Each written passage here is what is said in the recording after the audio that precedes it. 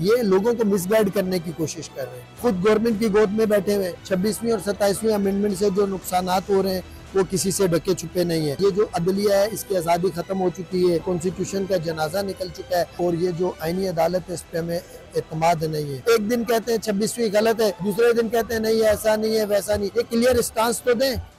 देखिए हमने वो खालफीन के जो भी है पूरे वकला के सामने हमने एक क्लियर पॉइंट रख दिया है।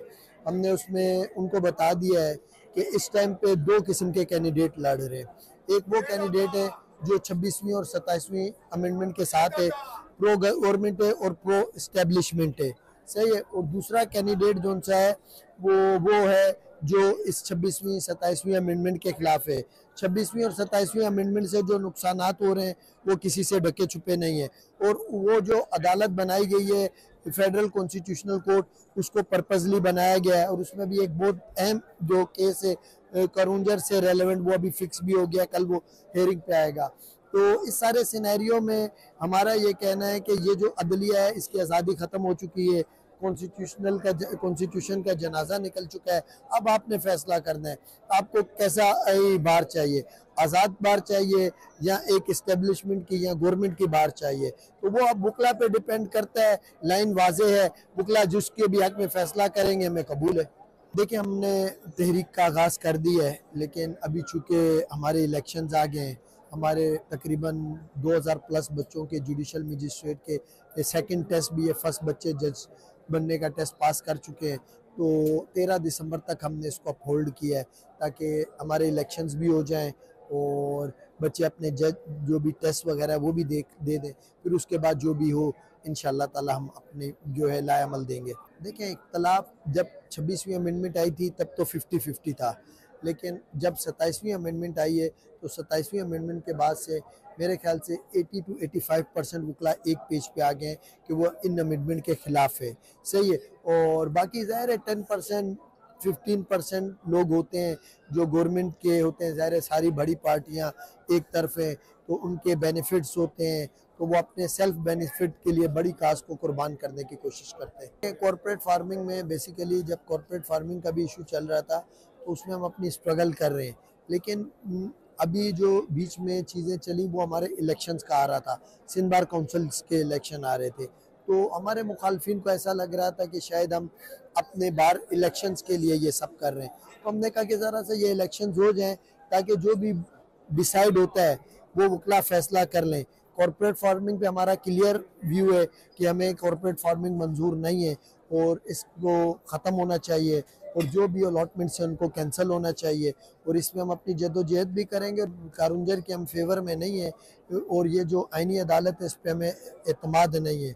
और हम ये बात जानते हैं, ये बात समझते हैं कि ये जो फिक्स किया गया है ये शायद बदनीयती की बुनियाद पे किया गया है और इससे एक अदलिया के ज़रिए, जैसे भुट्टो साहब को शहीद किया गया था तो अदालत को यूज़ किया गया था, तो अदलिया के ज़रिए कुछ ना कुछ वो उल्टा सीधा करना चाह रहे हैं, लेकिन हम उसको एक्सेप्ट नहीं करेंगे। सिंध कार्ड नहीं खेल रहे हम, ये हमारे मुखालफिन का कहना है, सही है ना।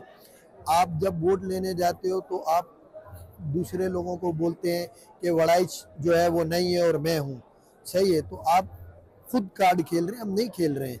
हम तो अपना जो नमक खाया है उसको हलाल कर रहे हैं, अपनी जिम्मेदारी पूरी कर रहे हैं। आपको नहीं लगता है, सपोज आपको एक मिसाल देते हैं, कल तक ये कह रहे थे कि वकील का काम है सिर्फ वेलफेयर करना और कौमी इश्यूज पे बात करना वकील का काम नहीं है। अब करुंजर पे रैली क्यों कॉल की? क्यों? क्योंकि आप इलेक्शन लड़ रहे हैं, आप कार्ड खेल रहे हैं ना, हम कार्ड नहीं। हम तो आप देखें हमारी स्ट्रगल आज से नहीं है।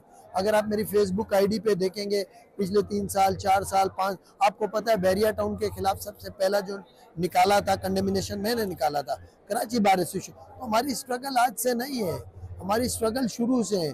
हम इश्यूज पे खड़े हुए हैं, हमने स्टैंड लिया है, रूल ऑफ लॉ के लिए लिया। काजी फैज ईसा के वक्त भी जो सबसे पहला कन्वेंशन कॉल किया था हमने कॉल किया था, मैं उस टाइम जॉइंट सेक्रेटरी था कराची बार एसोसिएशन का।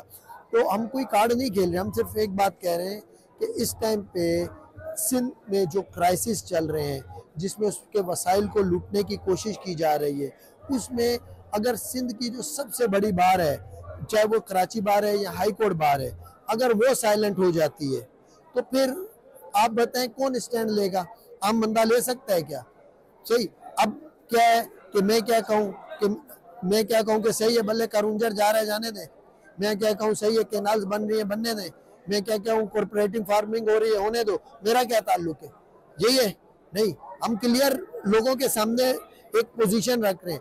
आप देखें इनकी पोजीशन, एक दिन कहते हैं 26वीं गलत है, दूसरे दिन कहते हैं नहीं ऐसा नहीं है वैसा नहीं। ये क्लियर स्टांस तो दें, अपना क्लियर बताएं कि भाई मैं ये करूं। हम क्लियर बता रहे हैं, हम 26वें अमेंडमेंट के खिलाफ है, 27वीं के खिलाफ है, हम वसाइल की लूटामारी के खिलाफ है, हम किसी तौर पे भी कॉम्प्रोमाइज नहीं करेंगे, 6 कैनाल्स के हम खिलाफ हैं, हम कॉर्पोरेट फार्मिंग के खिलाफ है, हम पीका के खिलाफ है। ये हम क्लियर बोल रहे हैं, बरमला बोल रहे हैं। अभी इलेक्शन नहीं हुआ, जिसने वोट देना है दे, नहीं देना नहीं। पिछले साल भी हमारी जद्दोजहद जारी रही, अगर उससे पिछले साल भी देखेंगे तो हमने अपनी जद्दोजहद जारी रखी। जद्दोजहद हमारी जारी रहेगी।